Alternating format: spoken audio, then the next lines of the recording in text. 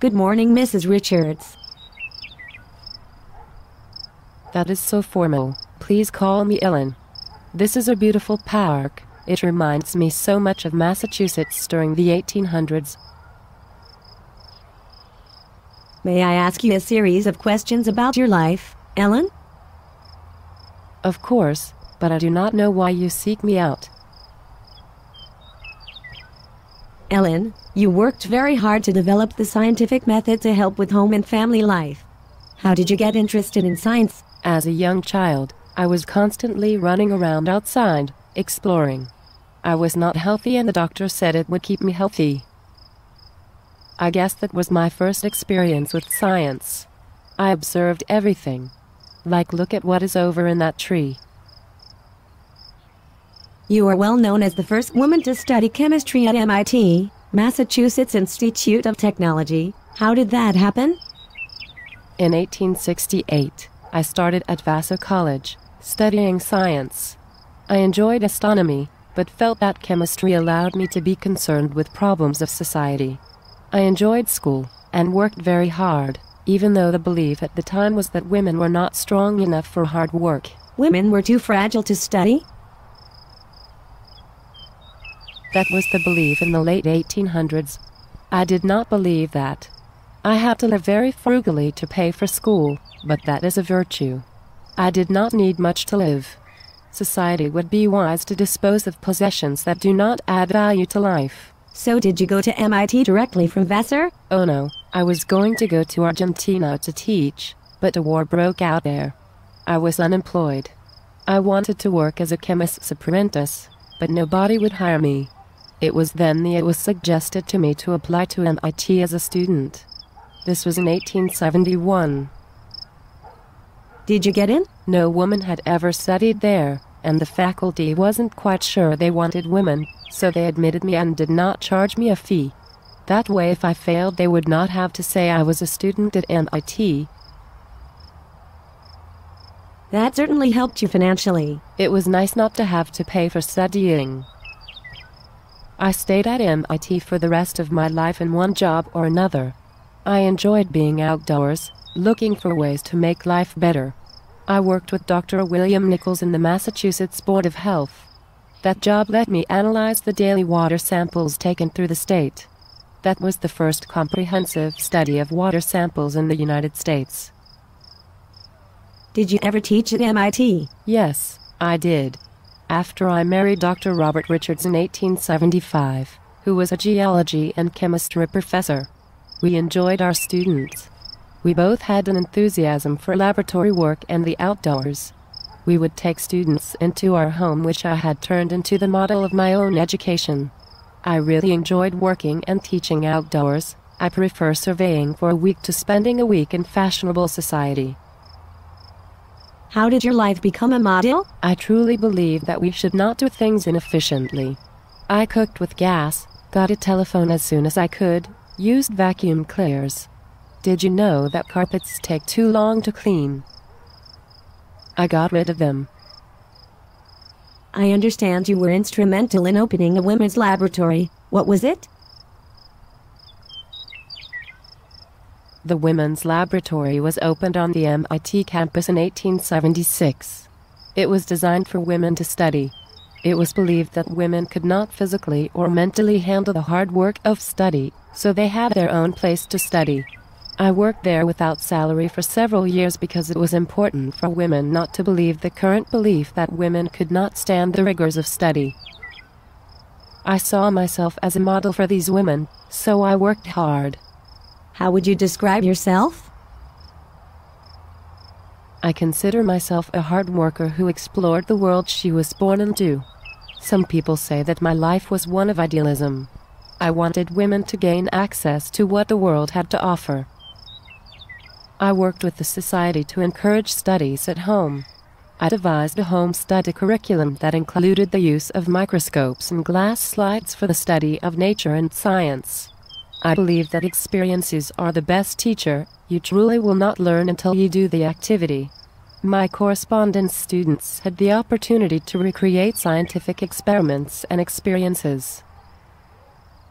How did you get involved in home economics? In 1886, I instituted a new study that I call sanitary science.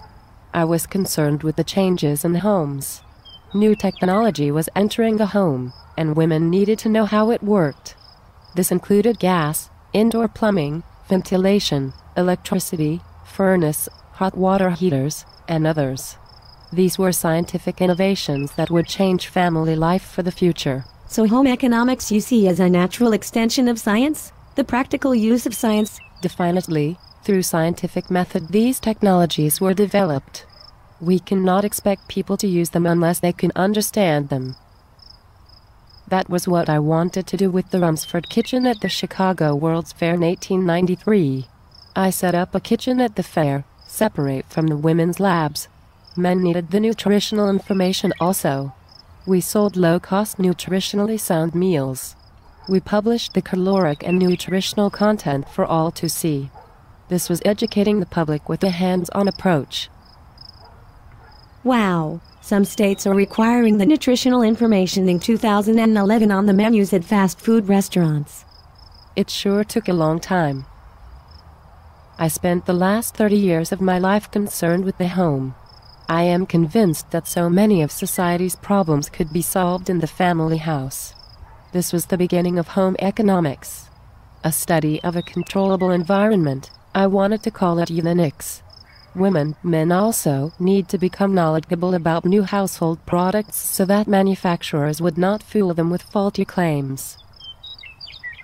Did you lecture to this point? Yes. As part of developing home economics, I lectured many times about including this in the public school curriculum.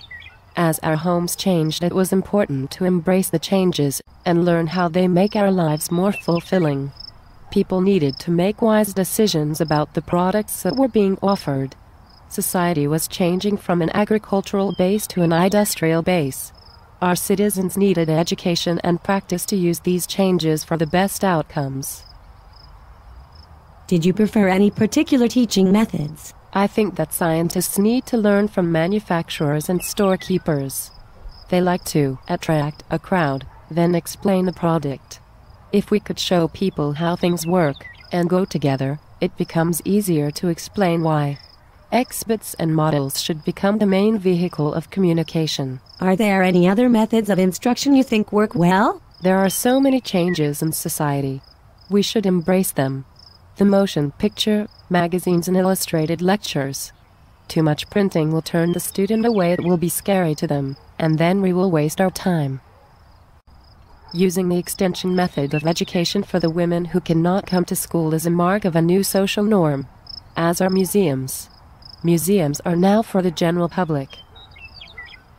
There seem to be many parallels between the late 1800s and now. How do you think we should proceed with the fast-paced growth of technology in our society? I would warn you that the fast growth of technology can be almost cancerous. Some people in the early 20th century had lost the power of visualizing their concept of right and wrong due to mechanical invention. The average man in 1900 did not desire to good behavior. Use the tools to visualize the social ills that need solutions. The new tools can be used for good. How would you use the technology that we have in 2011? From what I see, I would say, go for it. I believe that the methods of commercial interests can be transferred to educating our students in good health and living. The technology is out there, our society needs to use it so they can become better consumers of it. There are always people who will try to harm or profit off of the uninformed or ill-educated. We need to help educate those who are not. Change is inevitable. It certainly can be scary. How do you think educators should handle all the downsides of technology? I always believed in the scientific method. Hypothesize, observe and experiment to gain data, then test your hypothesis. The matters of technology in schools should be handled the same way. See what works, watch, modify and experience. The advent of your technology is overwhelming, but I saw similar through my life. Those that embraced the changes flourished.